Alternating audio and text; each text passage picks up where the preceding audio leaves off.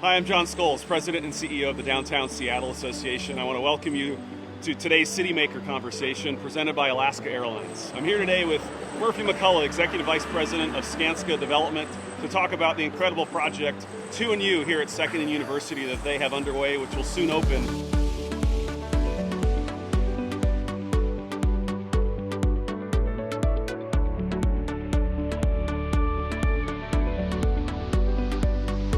Murph, thanks for spending some time with us Thanks here for today. having me.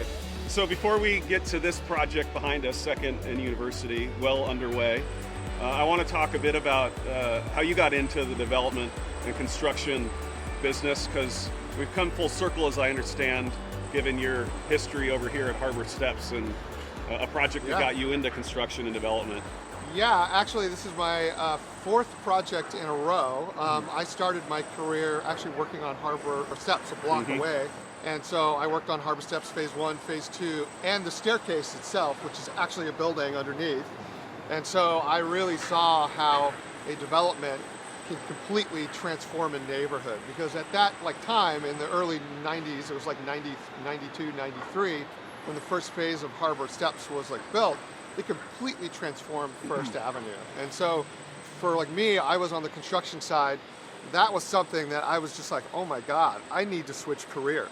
And it took me a couple of years after that, but I definitely was on a mission to get over to the development side. So you lead Skanska here in Seattle, and they've been in the market here about 10 years. Yeah. And talk to us a bit about the company. This isn't the first real signature, significant project within the Seattle market. Where else has Skanska made investments, and how's the company approached those? So Skanska has a very different real estate model. It's an extremely powerful model because we do fund everything 100% cash. So why that's important is because typically half my job would be going and trying to raise equity and debt. We don't have to do that. We can really focus on our customers, focus on community in the city to create something special. So our first project we started in 2012 was Stone 34. Which Brooks Sports leased 100% of the building in the Fremont neighborhood. Shortly after that, we did 400 Fairview in South Lake Union, fantastic ground floor market hall. Our goal again is to find this place between the city, the community, and our tenants that everybody wants it, everybody wins. And so 400 Fairview's market hall, the retail is not meant to be a moneymaker for us, actually, at all. It's an amenity. And it really is meant for the community and the tenants to just enjoy it. And it's very inclusive. So a lot of that same thing is going on here at 2&U. It's our next level where we've lifted the building and gotten it out of the way and created a retail and arts and cultural village down below. And there's a premium to doing that, right? From a cost and the time it takes to figure out that design and the engineering of how we're going to get that building up. But you believe it's worth it, and that's what tenants and the public and community are looking for, is more creativity at the ground level and how these buildings interact with the neighborhood? Yes, if you look at most of the companies here in Seattle, they are all fighting for talent. They absolutely need to be in a building with exceptional real estate, because otherwise they're not going to be able to attract and retain the best, right?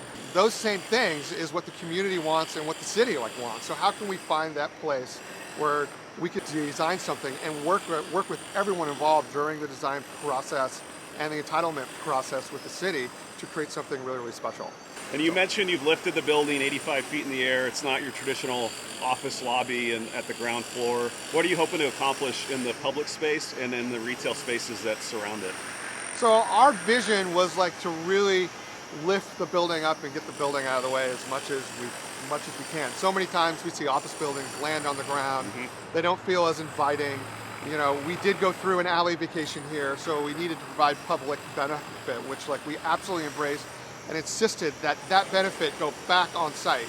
Because some times the benefits are off site, which is fine, but the alley was here.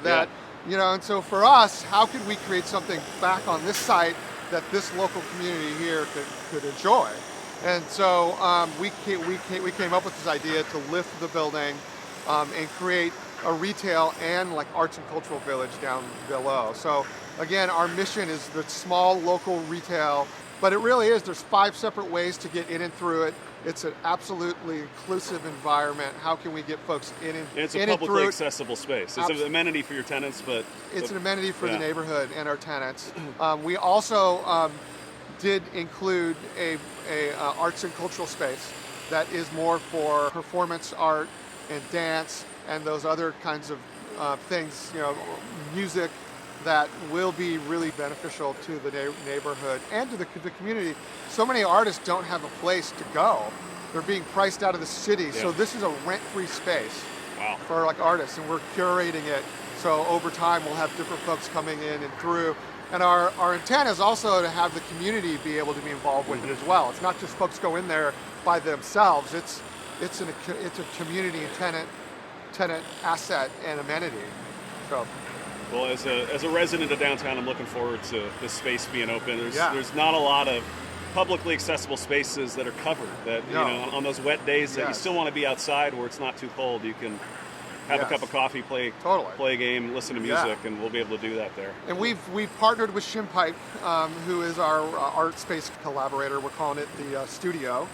And as you know, we've collaborated and we're working with DSA on the open space to help us manage that, create like events. We are also working on some art for that publicly accessible open space too, that everybody can enjoy. So it's we're looking forward to that partnership and together bringing a new public space to the downtown for all to enjoy, those who live and work and visit.